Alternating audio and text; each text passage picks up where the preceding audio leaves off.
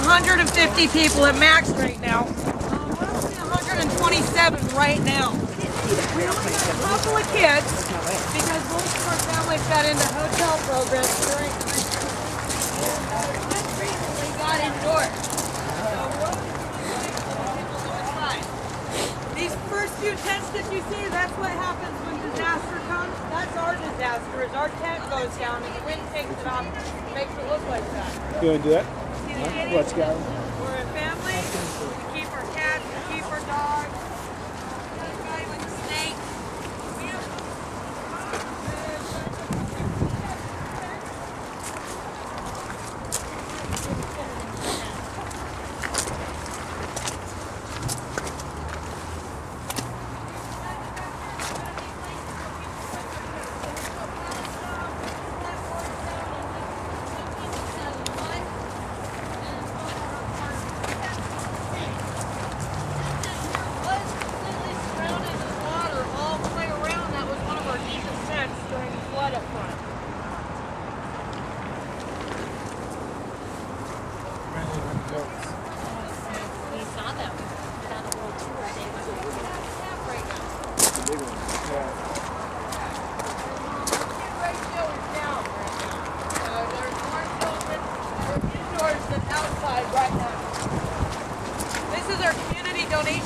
So anytime you guys donate socks, gloves, hygiene stuff, all of these things will go in here so that we can be able to communicate. Well, that's my son Josh right there. Hi. And Drew's over there. And this here is our kitchen tent. Well, no, you answered them all, so but you're doing a good job. Like, have community hey, you guys gotta go see the goats, man. They're good stuff. Oh yeah, they're really good goats. Because we have pets, we also have a community pet tent where our pet coordinators will help us with food. Just like we have goat herds that take care of goats. We have heads of security that make sure that each camper does their 3-hour shifts of security, which makes sure that everybody does a part of the community work to share this environment. We all do security for safety. We have arbitrators that mediate between camp. All the he says and she says and the I'm scared of this and what are we going to do about that? We have an arbitration team to handle all that. Do our best on that. These are the structures that we're talking about. This is our goal. This is what we're trying to build. These are them. 2 people can live in here. 3 people if we need to, you know. Sometimes just 1. And the people that build them get a chance to win them. And this is so much better than a tent. And the people that live in these feel so much better about themselves and living. I think we're building 2 of these at home this weekend.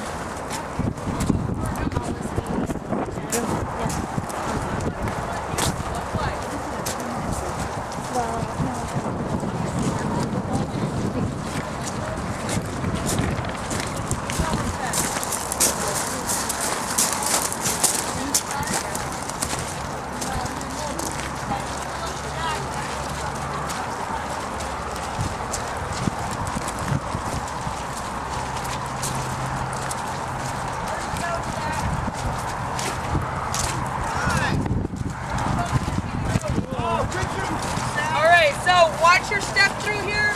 I suggest if you got food, come up this way. Get across.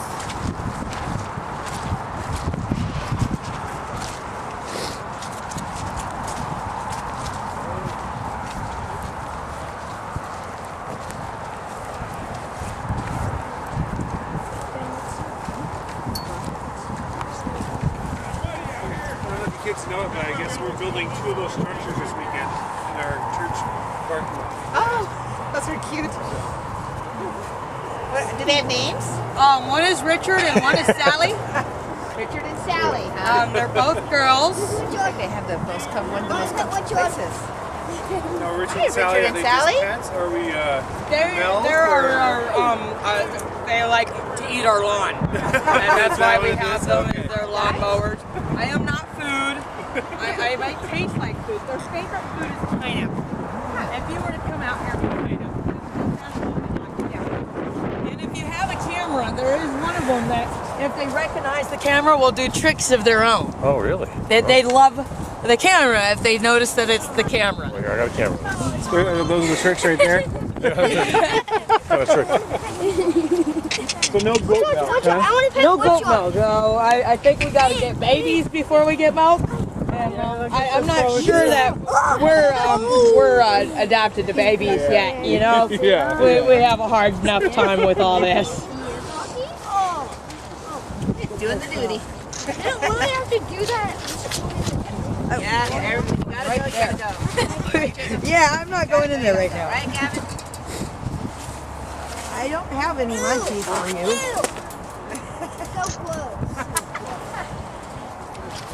I am not food. Oh, the camera's here. Which one's Sally? I think the blue is Sally and the purple is Richard, but I could be completely off. We have goat herds that should be able to tell you which one is which. That one's Richard. All right. But they're still babies. Richard! Richard? Will you come? No. I don't know who's who. Oh my. Well, you might get babies soon. Camera time.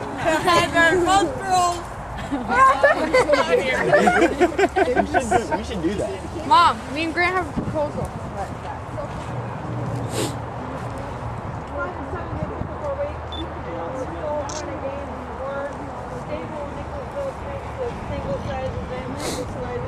Be able to put in all those empty spaces so that there's places when these people come in. People tend to trash tents while they're taking tents down. Wait, so So we lose tents, you know. All over Seattle, yeah. All over Seattle. I came in a year and a half ago in the University District. And there's some people that have been here before that. And we've got a few people that are from here in West Seattle that have come through. And then people that have left us and are somewhere close by. But are there any other tent city areas right now? Or is There is Tent City 3 and Tent City 4. They have more stricter rules, full background checks, and other, ways that they're set. We're more of a family. We accept children. We accept your dogs, your cats, your pets, no matter what they are. We're more family-based. Hey, welcome to Nicklesville. Kick back by the fire, have some coffee. Please relax with us and take your time. Whether you're here to stay for a day or whether you're here for your life, meet your neighbor. Hi. Yeah. And you're kind of the Nicklesville spokesperson. Yeah, I'm just good at it. I do political You are public good at speaking it. for homelessness and for human rights, and I've been doing it since I was 5. So I just that's what I do. I found Nicklesville. God brought me here. I went through a trial of losing my family and going through pretty much hell, and then I started going through church, turned my life around, and when I came to Seattle, I landed here. And what a place to put my political public speaking and social work degrees in a place in my home where people need me. Great. Well, you Looks like I might be getting an apartment soon too, I hope. Oh, good. Praise God. That's awesome. Praying about it. I gotta go talk to the lady tomorrow. That would be great. So what's Did any of you kids have questions about homeless people? Yeah. where do you live? I live all the way up front where all the tools were. You guys served right in front in my yard. I love that. I placed my yard there. I wanted that spot because of being able to welcome community people, and for when people bring over donations over the gates. Sometimes they're a little scared to bring the homeless some stuff and they just want to drop it off and run. And with the welcome smile, always there. Hey, come on in. And we get some more hearts that realize, that we're all just people. We've got some community members that actually come and join us by the fire now. And musicians What's your too. greatest day-to-day needs right now? Batteries have been, for the last week, we've been needing all sorts of batteries of all different sizes. We run our video games, our flashlights. We've got hand warmer things, I've got battery operated gloves that will heat my hands when there's batteries, So we all have gadgets and things. Radios. There seems to be a lot of people that would love to be able to have a radio to listen to at home. You know, that's not a need, but that comfort, Yep. you know, that's relaxation to me. That is a need, being able to have that comfort in a homeless environment. Blankets, tarps, and tents are always number one here because no matter what, it's always being reused, renewed. Once you're cold, you're cold. And yeah. What happens to stuff when it gets wet and dirty? Does it just get pitched? Or Most of it just gets thrown out. We keep our dirty, wet blankets, and people like Miriam come by and pick them up and wash what they can and dry what they can. And we've got some other community members in the past that have come and asked like 16 Nickelodeons to come and do appointments with laundry, and like took us out and did laundry appointments with us. You know, that was cool.